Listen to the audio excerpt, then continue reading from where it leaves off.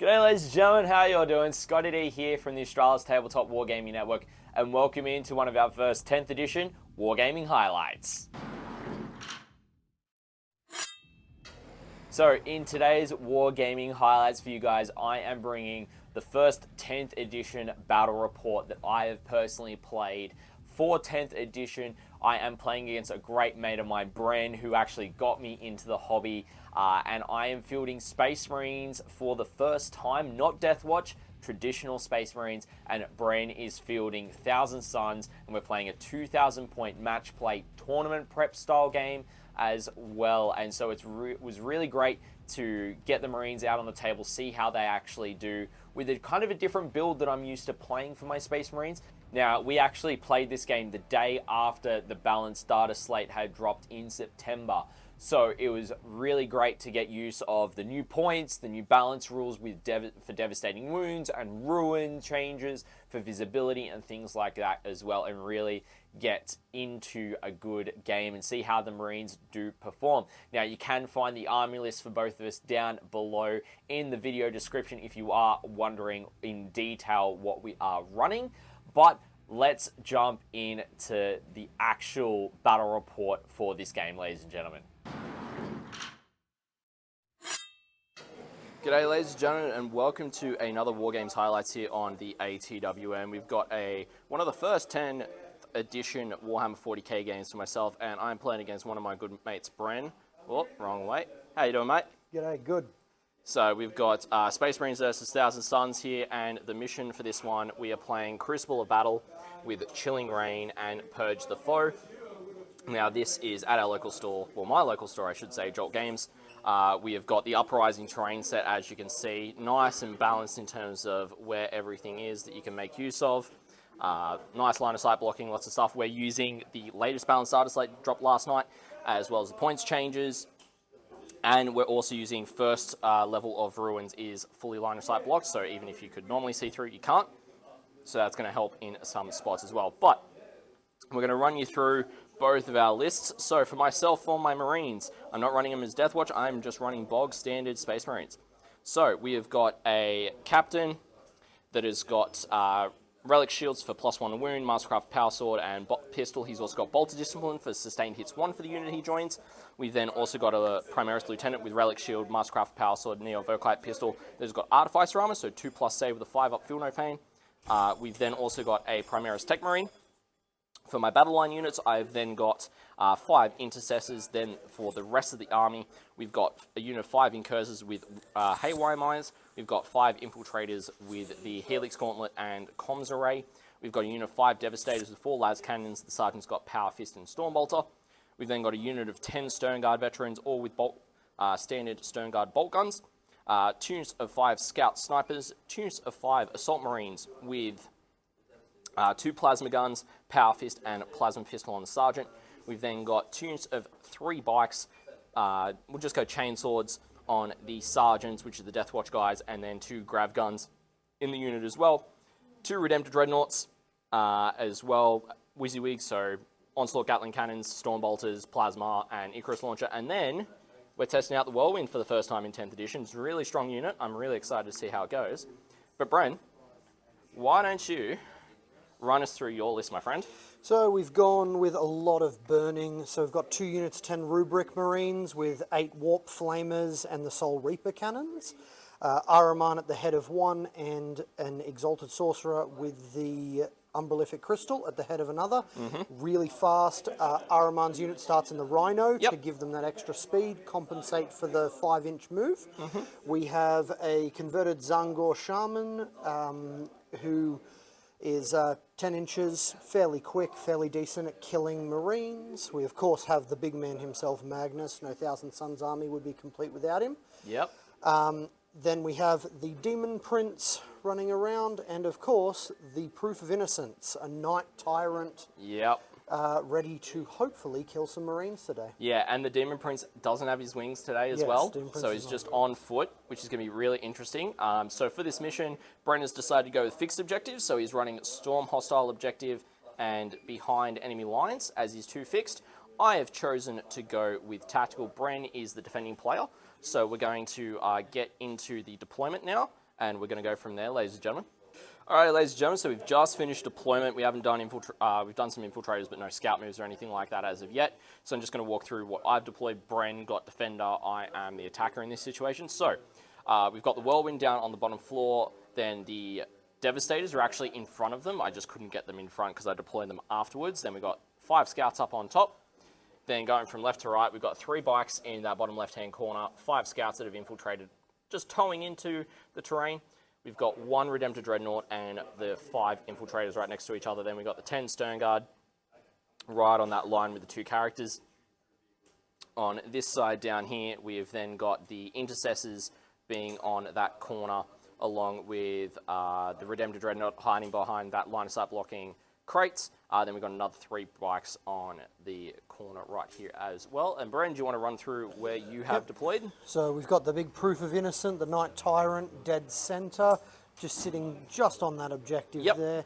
Then we've got the Umbellific Crystal unit, which has the nice teleport, have hidden themselves here from most fire in case I don't get first turn. Hiding down here underneath the line of sight blocking bottom is the Zangor Shaman, just sitting on that objective. We have the Demon Prince over here, shielding with the Stealth Aura, both the Rhino and Magnus. Yeah, so really interesting deployment from both of us. I do have the Incursors that I do need to do the scout moves on. But before we do that, if I get this right, Bren, good luck, mate. Good game. And let's see who is going to end up taking first turn.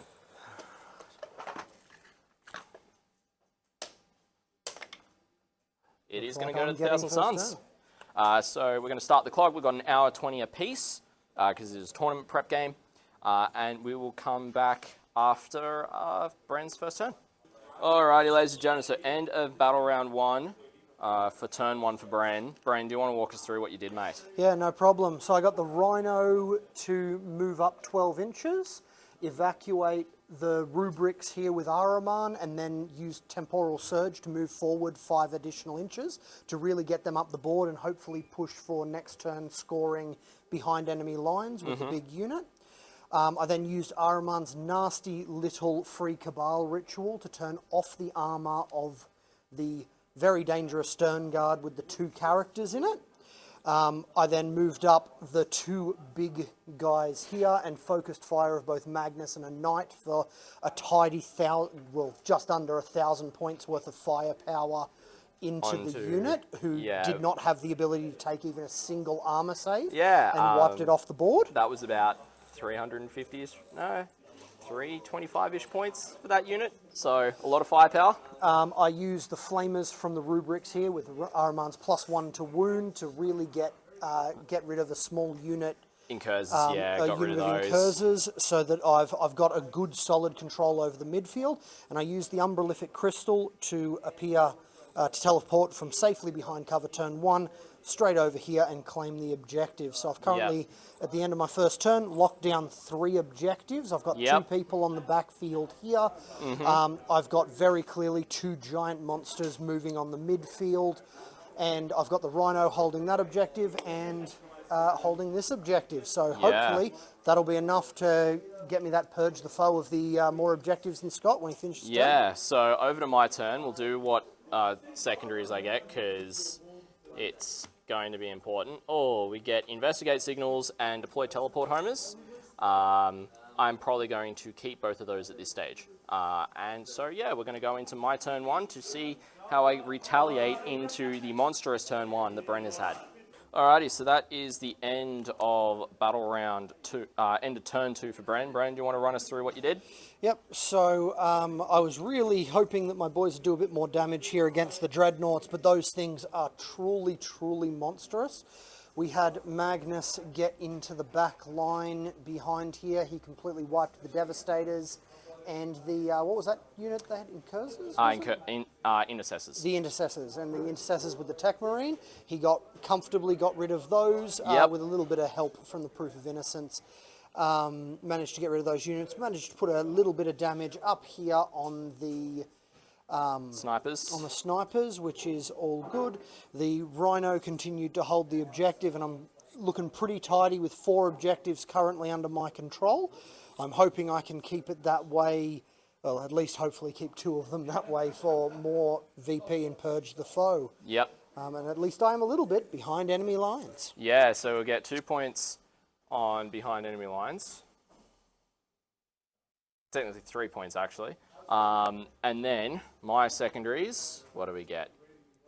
No prisoners and engage in all fronts. Those are going to be 2 very achievable ones for this round. So we'll come back at the end of my turn 2.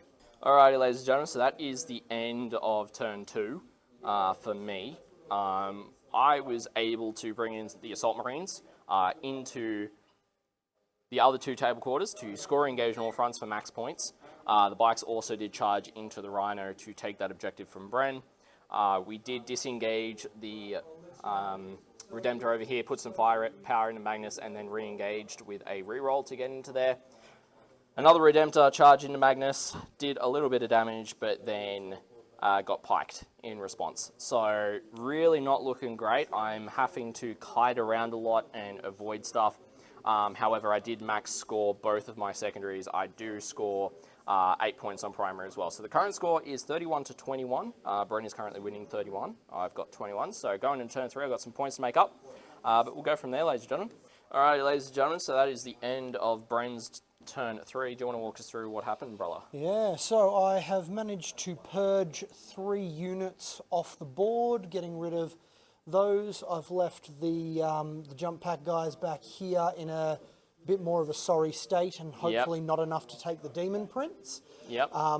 The combats in here did absolutely nothing, but slowly but surely I am taking more of the board. I've got 3 objectives in the center, and Magnus, the big guy, and the Zangor Shaman are holding position to keep their objectives. Hopefully they can continue doing so.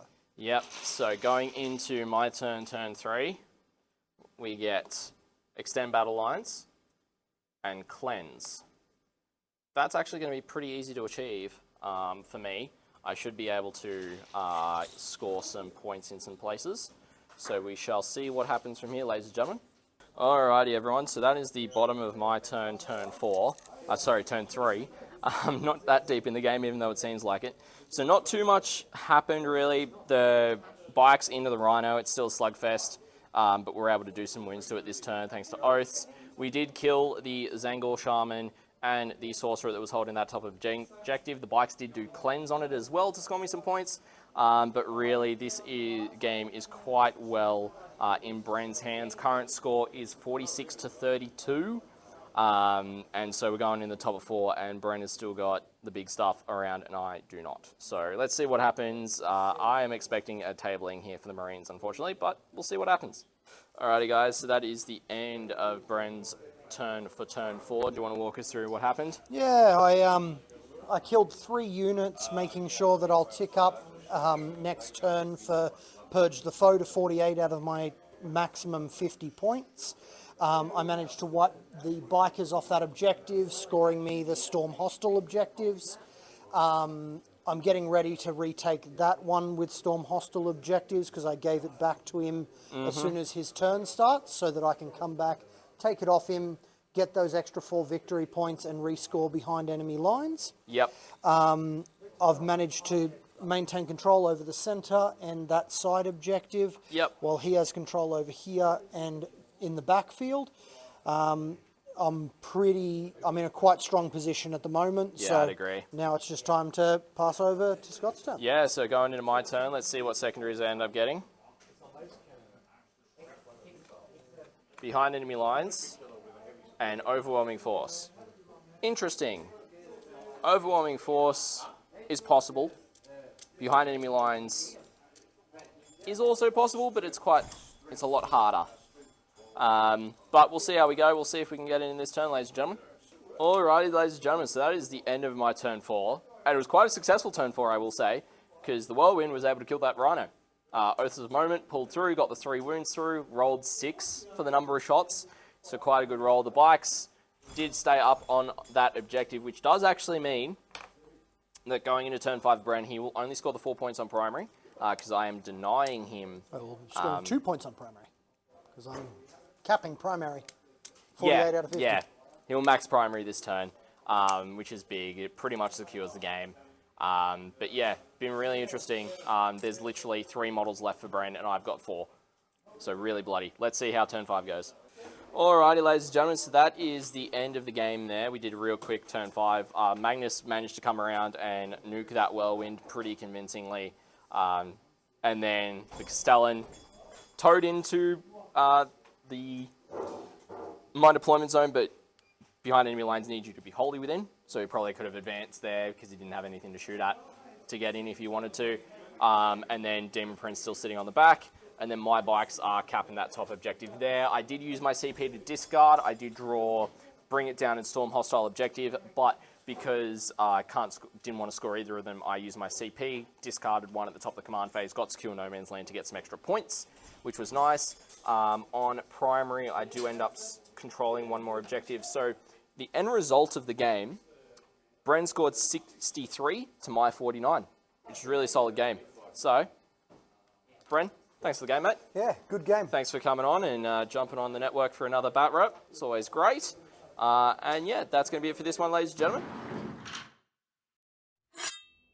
All right, everyone. I hope that you did enjoy this Wargaming highlights video here on the ATWN from this game. Now, it was my first time with Marines, so I did make a lot of mistakes in the game, and there was a few misplays, of course. The Stern Guard getting shot off turn 1 was a pretty big one for me, as they would have been able to do some decent damage for me. But, you know, that does happen. I did the best that I could with the Marines, and massive shout out to Bren for jumping on with us once again. He's a great mate, and love having him here on the network and his willingness to jump in and do content such as battle reports with us as well. Now, if you did enjoy this Wargaming highlights video, ladies and gentlemen, make sure you hit it with a like. If you have any feedback on the style of videos that we do for the Wargaming highlights, leave it down in the comment section below. And if you want to catch more content here on the ATWN, feel free to hit that subscribe button, turn on that notification bell so you'll be notified as to when we are releasing more content, whether that's more Wargaming highlights or from Sprue to Tabletop videos, live tournament coverage, and the alike as well. Or if you have any feedback and you don't want to leave it here, feel free to come and find us live on Twitch on both Monday and Friday evenings, Australian Eastern Time, whether that's daylight savings or standard, depending on the time of the year, where we're doing hobbying sessions. I work on some commissions as well as my own painting projects as well, and you can give me your feedback there or your thoughts as well. But ladies and gentlemen, thank you so much for watching, and I'll catch you in the next one.